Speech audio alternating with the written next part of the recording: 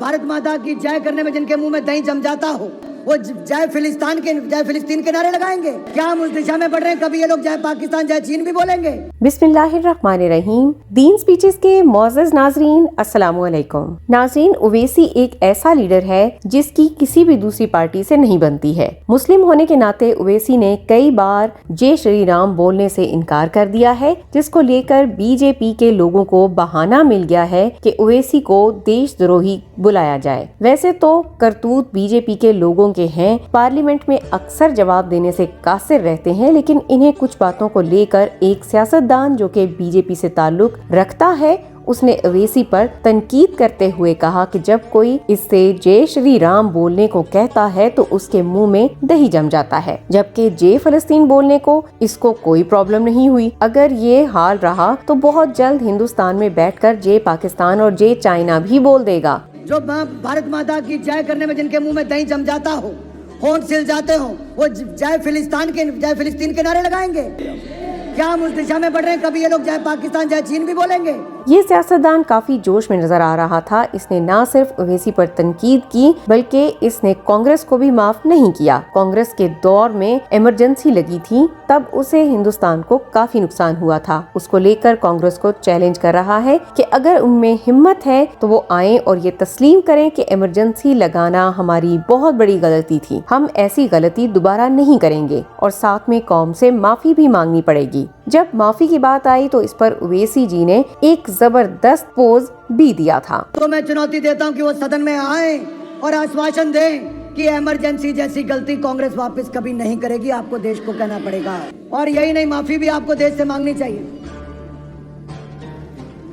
सभापति जी, कांग्रेस के लीडर राहुल गांधी ने कई बार पार्लियामेंट में आइन को लेकर काफी बात की और आइन की किताब को लहराया भी। और ये तो इन सियासतदानों की आदत है कि आइन की इज्जत करने और आइन पर चलने के दावे करते हैं, लेकिन असल में इसकी कोई भी पासदारी नहीं करता। चाहे कोई भी सरकार आती है वो हलफ उठाती है कि आइन की खिलाफ वर्जी नहीं होगी, लेकिन पहला काम अक्सर सरकार आइन तोड़ने का ही करती है, फिर चाहे वो काम बेईमानी हो या कवानीन का गलत इस्तेमाल हो। जिसको लेकर भी बीजेपी के सियासतदान का कहना है कि इनको कांग्रेस के दौर में बहुत शौक होता था कि आइन को लहराएं, लेकिन खुद इनको खाक भी पता नहीं है कि आइन में कितने सफ़े होते हैं। तो जबरदस्त तंज मारकर कहता है कि कभी आइन को पढ़ा भी है, सिर्फ जेब में लेकर घूमने से कोई आइन का मुहाफिज नहीं बनता।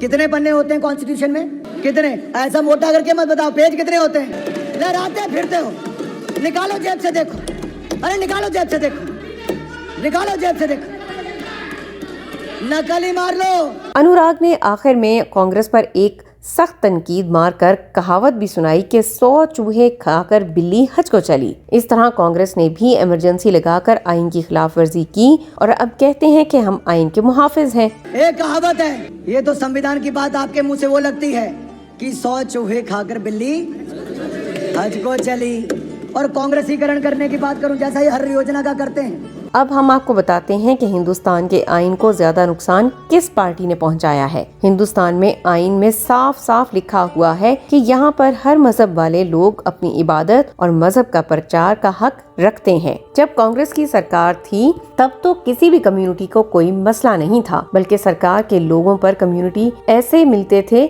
जैसे ये उनके अपने लोग हों। लेकिन जब बीजेपी सरकार आई तो पहला काम उन्होंने मुसलमानों को घेरा तंग करके किया। हिंदुस्तान के कई उलमा को गिरफ्तार भी किया, खासकर डॉक्टर जाकिर नाइक को वतन छोड़ने पर मजबूर कर दिया। शरपसंदी का इल्जाम लगाया जो कि आज तक साबित नहीं हो सका। ये तो हमने एक मिसाल दी है, ऐसी सैकड़ों मिसालें मौजूद हैं जिससे साबित होता है कि बीजेपी ने आइन की कई दफा खिलाफ वर्जी की है। डॉक्टर जाकिर नाइक का कहना है कि इंडियन मीडिया की तरफ से कांग्रेस पार्टी पे इल्जाम है कि उन्होंने मेरे इरादे को सपोर्ट किया है, और जाहिर सी बात है कि मोदी की हुकूमत में अगर मीडिया ऐसा कहती है तो वो सरकार की बात ही होती है। जिस पर डॉक्टर जाकिर नाइक ने सफाई देते हुए कहा कि याद रखो, ना तो मैं हिंदुस्तान में सियासतदान हूँ और ना ही मेरा सियासतदानों से कोई ताल्लुक है। वो एक अलग बात है कि बहुत सारे सियासतदान मुझे जानते हैं, तो इसका मतलब ये हरगिज नहीं है कि मैं उनको सपोर्ट कर रहा हूँ या उनकी सपोर्ट हासिल कर रहा हूँ। That the Congress party gave patronage to Dr. Zakir Naik. Let me tell you, I'm not a politician, and neither do I take part in politics of India. Yes, there are many politicians that know me. जैसा कि सियासत में अब बहुत सारे बॉलीवुड सितारे भी आए हैं, इनमें ज्यादातर एक्टर बीजेपी से चुनाव लड़ते हैं। इनमें से एक अदाकार शत्रुघ्न का नाम डॉक्टर जाकिर नाइक ने लिया कि वो बीजेपी का मेंबर है। उसने मुझे फोन किया था कि आप आ जाओ और इलेक्शन कैंपेन में मेरी मदद करो, क्योंकि आप बहुत मशहूर हो और इससे मुझे फायदा होगा। लेकिन डॉक्टर जाकिर नाइक ने कहा कि मैंने मना कर दिया। अब मुझे अक्सर सियासतदान तो जानते हैं, लेकिन मैं बहुत कम सियासतदानों को जानता हूँ। As far as I'm concerned, I know very few politicians. And I remember a couple of years back, I received a call from Shatrughan Sinha, who is a famous actor from the Bollywood. And at that time when he phoned me, he was an elected member of parliament from the BJP party. And he told me that, Zakir bhai, why don't you come for one of my campaigns? You are very popular.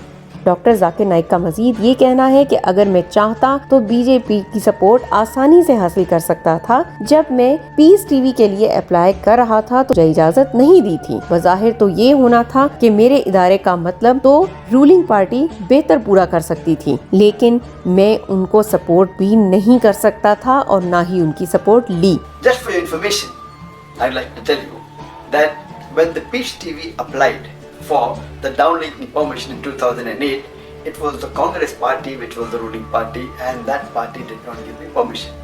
So it is a completely false information that some political party is giving me patronage. दोस्तों, सिर्फ यही नहीं, इससे पहले भी कांग्रेस और doctor Zakir Naik के मुतालिक ऐसी खबर चल रही थी कि डॉक्टर जाकिर नाइक के इदारे ने कांग्रेस पार्टी से फंड लिया है। बीजेपी यहाँ पर एक तीर से दो शिकार कर रही है। वो अपनी मुखालिफ पार्टी को भी बदनाम कर रही है, साथ में मुसलमानों को भी बदनाम करके हिंदुओं का सपोर्ट हासिल करना चाहती है। अब अक्सर हिंदू तो ऐसे नहीं है कि मजहब के नाम पर वोट दें, लेकिन उनका ब्रेन वॉश करके मुसलमानों के खिलाफ भड़का जरूर रही है, ताकि हिंदुओं को ये लगे कि बीजेपी और मोदी उनके मसीहा हैं। अल्लाह ताला हिंदुस्तान के मुसलमानों को अपनी हिफ्ज़ो अमान में रखे, आमीन। उम्मीद करते हैं कि इन तमाम हकाइक से आपको जरूर फायदा होगा। इसी तरह की ईमान अफरोज वीडियोस के लिए आप सब्सक्राइब कीजिए हमारा चैनल दीन स्पीचेस। हम मिलते हैं आपसे अगले वीडियो में। अपना ख्याल रखिए। अल्लाह हाफिज।